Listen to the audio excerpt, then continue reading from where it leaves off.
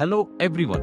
నిన్న మనం శ్రీలంకకి చేరుకుని ఎయిర్పోర్ట్ నుండి ప్రయాణం ప్రారంభించి lotus tower Colombo city, freedom square చూసి డే 1 ని అద్భుతంగా ముగించాం. ఈ రోజు డే 2 మరింత ప్రత్యేకమైన ప్రదేశాలను అన్వేషించడానికి సిద్ధమవుతున్నాం.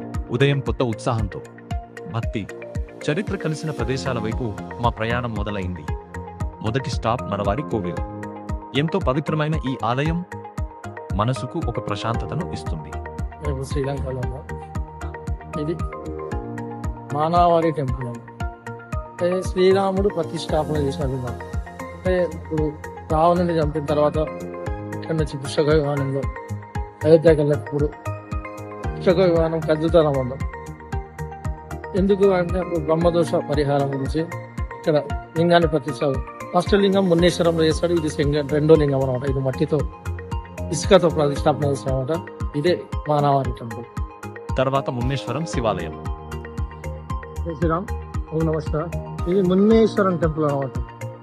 ఇది రాముడు రావణాసురునికి సంబంధించిన తర్వాత ఇక్కడ నుంచి పుష్పక విమానంలో అయోధ్యకి వెళ్ళేటప్పుడు ఆ పుష్పక విమానం ఇవ్వదనమాట.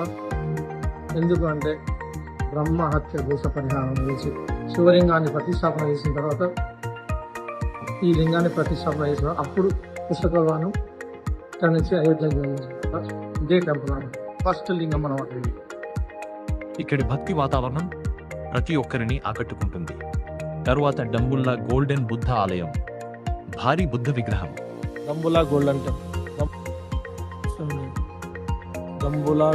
టెంపుల్ చైనా వాళ్ళు కట్టి వీళ్ళకి ఇచ్చారన్నమాట శ్రీలంక వాళ్ళు.